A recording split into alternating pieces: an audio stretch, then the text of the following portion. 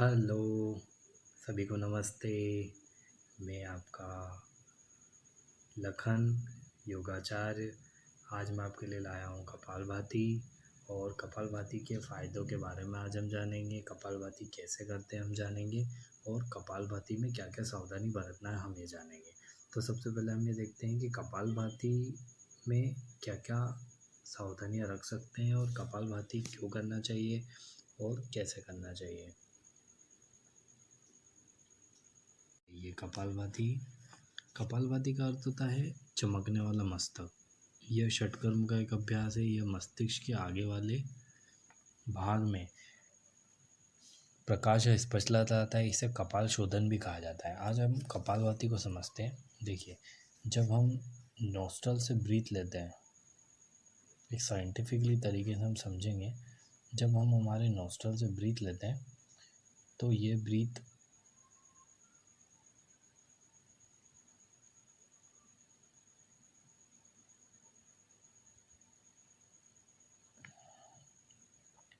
यहाँ से जाती है। यहाँ लैरिंग्स होता है, लैरिंग्स और फेरिंग्स, ट्रेकिया,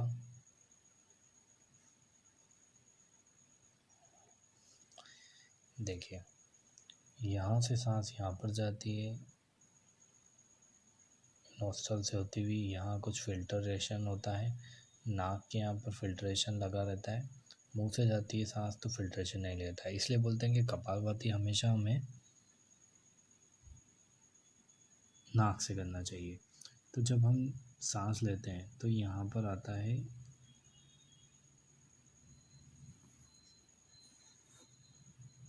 यहाँ से ट्रेकिया चालू हो जाता है,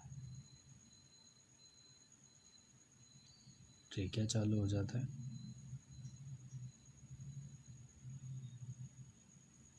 आगे जाके स्टमक में कन्वर्ट होता है। अब ये जो होते हैं ये हमारे होते हैं लंग्स। अब इसका थोड़ा ब्रॉड स्ट्रक्चर करते हैं।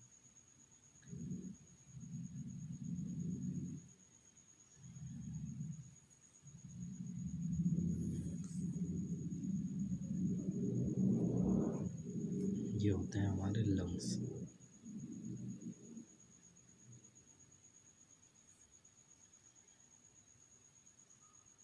ये लंग्स का लोअर पार्ट होता है, ये मिडिल होता है, ये अपर होता है। अब दोस्तों क्या होता है, जब जैसे ही हम इनहेल करते हैं तो ये हमारे लंग्स की कैपेसिटी, नॉर्मल व्यक्ति की लंग्स की कैपेसिटी होती है 500 ml। लेकिन जब हम जोर से जब हम कपालभाति करते हैं तो क्या होता है, यहाँ पर एल्वेलाई होते हैं।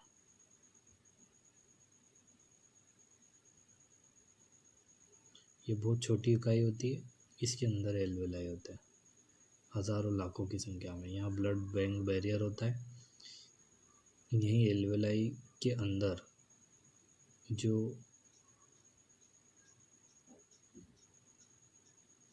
एयर का पास आउट होता है, मतलब इधर से एयर जाती है, ऑक्सीजन, और शरीर से CO2, तो ये O2 CO2 का चेंज हो जाता है, जिससे एनर्जी भी प्रोड्यूस होती है।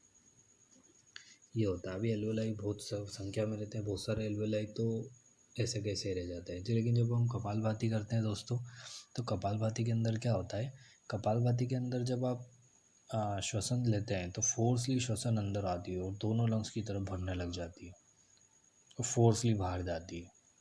Inhale exhale, inhale exhale, inhale exhale. तो साइंटिफिकली तरीके से देखें तो एक नॉर्मल व्यक्ति 500 ml सांस लेता है, 500 ml उसकी लंग्स की कैपेसिटी होती है। लेकिन कपालभाति करने वाला व्यक्ति 1500 ml तक और इससे भी ज़्यादा 2000 ml तक श्वास लेने लग जाता है। मतलब 5 लीटर एक नॉर्मल व्यक्ति लेता है और कपालभाति करने वाला 15 से 20 लीटर तक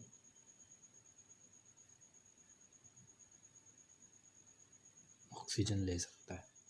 तो ये सबसे बड़ा बेनिफिट हमको हुआ। अब क्या होता है, जब हम ऑक्सीजन लेते हैं तो हमारे अंदर सेल होती है, सेल के अंदर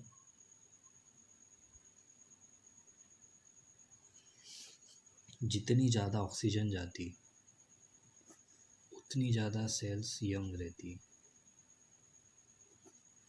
है ना, जवान रहती। मतलब सेल भूखी होती है ऑक्सीजन के लिए। तो आप खुद दिमाग लगाइए, जब आप कपालभाति करते हैं तो शरीर के अंदर जितने भी सेल्स होती है, शरीर पूरा सबसे छोटी इकाई होती है सेल्स, तो सबसे छोटी इकाई से बना होता है। तो जब हम कपालभाति करते हैं तो दोस्तों क्या होता है, सारी सेल्स में ऑक्सीजन की कैपेसिटी बढ़ जाती है। तो जब सेल्स में ऑक्सीजन की कैपेसिटी बढ़ गई तो आपका सारे system, brain, nervous system, respiratory system,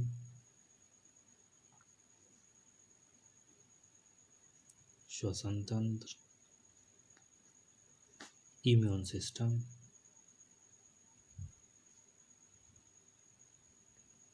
रोग प्रतिरोधक क्षमता,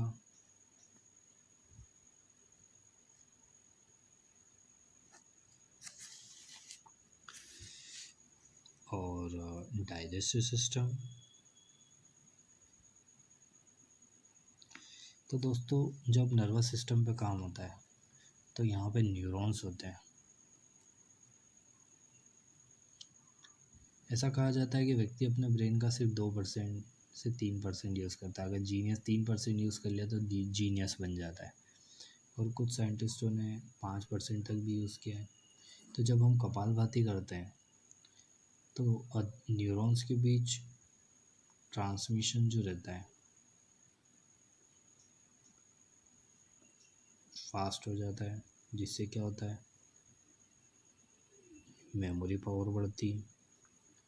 अब दोस्तों आपने एक चीज़ देखी होगी, स्वामी विवेकानंद थे, वो एक चीज़ को एक बार पढ़ते थे, पूरी बुक पढ़ते थे, उनको याद हो जाता था। कुछ विद्यार्थी आईआईटी जेईई की तैयारी करते हैं, कुछ विद्यार्थी यूपीएससी की तैयारी करते हैं, 1 साल में सफल हो जाते हैं,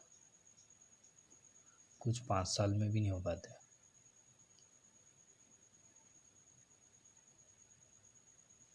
एम्स में भी नहीं हो पाते हैं, कुछ 1 साल में हो जाते हैं, कुछ 5 साल में भी नहीं हो पाते। तो वो ऑक्सीजन सबसे इम्पोर्टेंट,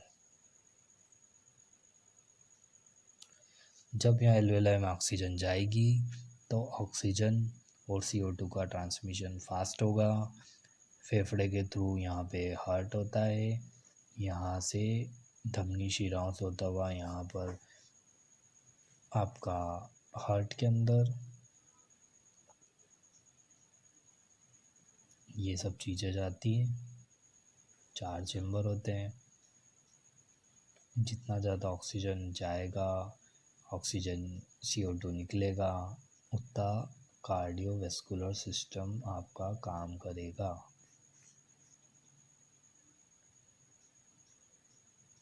कार्डियोवैस्कुलर सिस्टम अगर काम करेगा दोस्तों तो आपकी इफ़िशियंसी बढ़ेगी, आपकी काम करने की कैपेसिटी बढ़ेगी, आपकी हार्ट अगर अच्छे से काम करेगा तो आपका प्यूरिफिकेशन टेक्निक भी अच्छे से, प्यूरिफिकेशन प्रोसेस भी अच्छे से होगी। ब्रेन को प्योर ब्लड मिलेगा, ब्रेन रिसीव्ड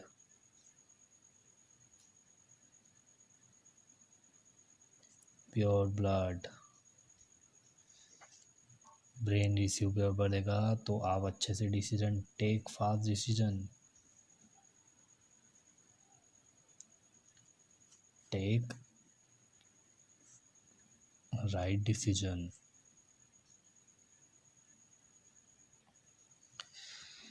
तो दोस्तों इस तरीके से आप हर सिस्टम पे वर्क करता है। तो ये कपालभाति हुआ दोस्तों। इसके अदर बेनिफिट देखते हैं।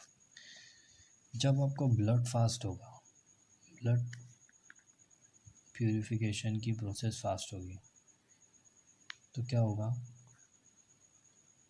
किडनी पर लोड कम आएगा, किडनी पर लोड कम आएगा।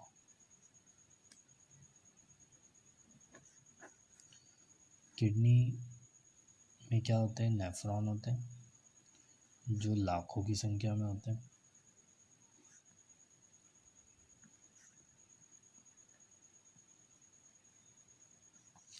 अब क्या होता है, जब ये नेफ्रॉन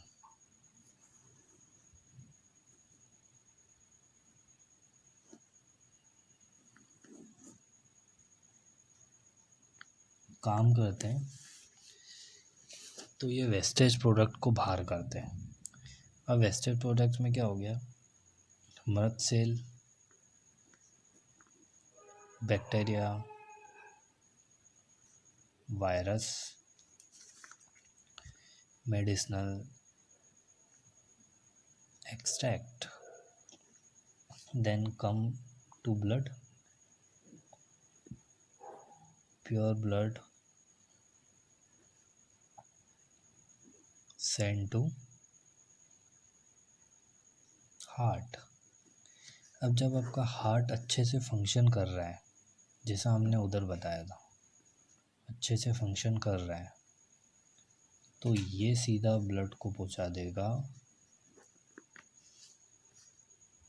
लंग्स पर।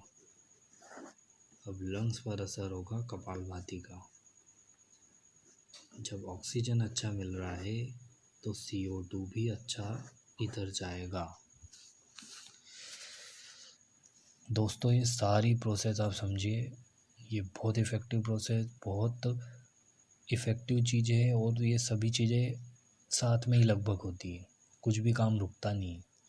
जैसे ही ऑक्सीजन आया, CO2 ज़्यादा, ऑक्सीजन शरीर में जाएगा, CO2 निकलेगा, एनर्जी प्रोड्यूस होगी, ATP के रूप में संचलित होगी।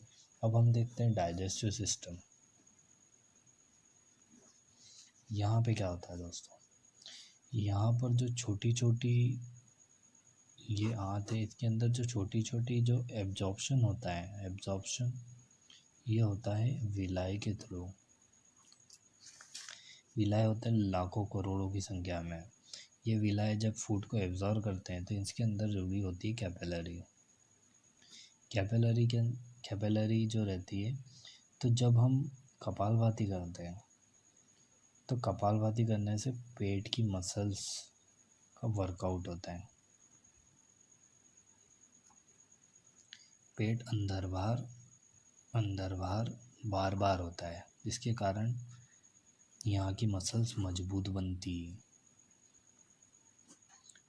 बनती तो विलाय में एब्जॉर्प्शन फास्ट होता है।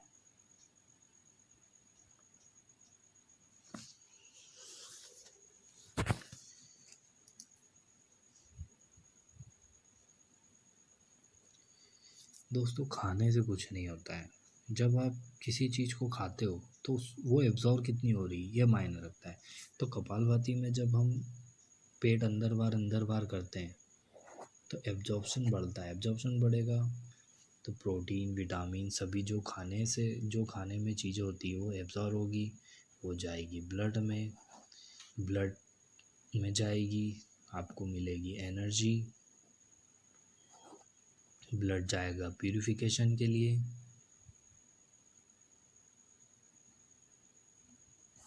वो जाएगा लंग्स की तरफ, हार्ट की तरफ।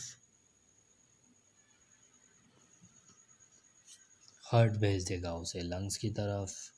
लंग्स से CO2 O2 का एक्सचेंज होगा, ATP प्रोड्यूस होगी और एनर्जी मिलेगी। इस तरह से ही पूरी प्रोसेस होती है। अब कपालभाति में हमें सावधानी क्या रखनी है? सावधानी,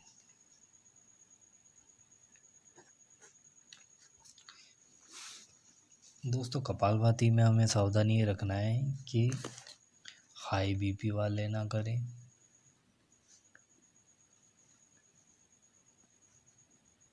अल्सर वाले ना करें, कोलाइटिस वाले ना करें, बाईपास वाले ना करें, सर्जरी एनी टाइप ना करें, और किसी तरह से अगर आपको कुछ बड़ी बीमारी है तो डॉक्टर की सलाह लें। देन गो फॉर योगाचार्य। प्रिकॉशन लेके चलें, डॉक्टर से ले लें, फिर योगाचार्य से पूछ लें, फिर आप कर सकते हैं। कोई भी डाउट हो आपको, क्या इसमें करना है नहीं करना है, ये कुछ चीज़ें मैंने बता दी। मेंस्ट्रुअल साइकिल, मेंस्ट्रुअल चल रहा है, प्रेग्नेंट लेडी ना करें,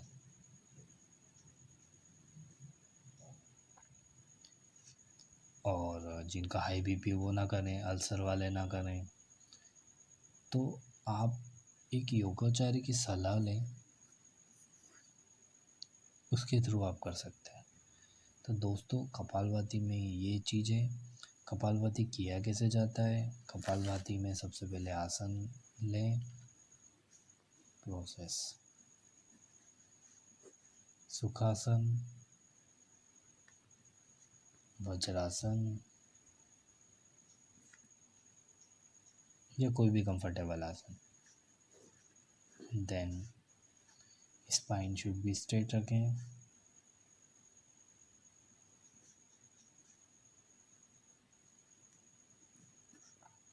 है ना। फोर्सली सांसों को बाहर करें और ध्यान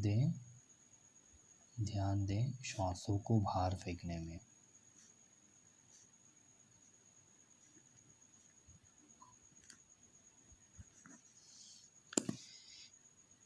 इस तरीके से कपालभाति कैसे करते हैं ये हम स्टार्ट करते हैं। सबसे पहले स्पाइन शुड बी स्ट्रेट और I should be close. Vajrasana लगा सकते हैं, पद्मासन लगा सकते हैं या सुखासन लगा सकते हैं। ये मैंने सुखासन लगाया है। तो हम ब्रीथ पर ध्यान देंगे, धीरे से श्वासों को बाहर करेंगे,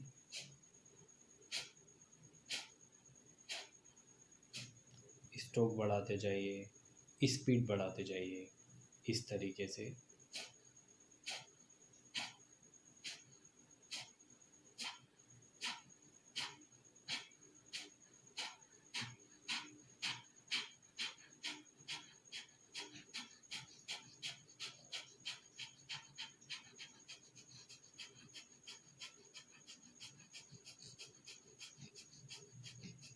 एक यूनिफॉर्म स्पीड पे सेट हो जाएगी।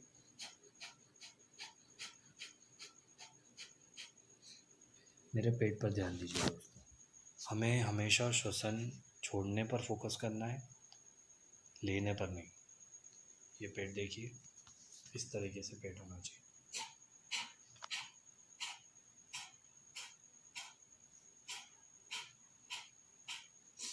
तो ये कपालभाति हो गया दोस्तों। सावधानी मैंने आपको बताई, हाई बीपी में नहीं करना है, अल्सर में नहीं करना है, कोलाइटिस में नहीं करना है, बाईपास सर्जरी में नहीं करना है, मेंस्ट्रुअल साइकिल को नहीं करना है, प्रेग्नेंट लेडी को नहीं करना है, और स्पाइन शुड भी स्ट्रेट रखेंगे। प्रोसेस मैंने आपको बता दी है और आप ये ध्यान से करिए। अगर किसी तरह की कोई प्रॉब्लम है, सर्जरी से रिलेटेड, पेट दर्द से रिलेटेड, मेंटल कुछ प्रॉब्लम है, सबसे पहले आप डॉक्टर से कंसल्ट कीजिए, सभी चेकअप कराइए, रूटीन चेकअप कराइए, हाई बीपी तो नहीं है। उसके बाद आप योगाचार्य से कंसल्ट कीजिए, उसके बाद कोई भी चीज़ चालू कीजिए। बहुत बहुत धन्यवाद, आपने मेरा वीडियो देखा, इसको समझा, और उम्मीद है आपको वीडियो पसंद आया होगा। फिर मिलते हैं। साईं राम।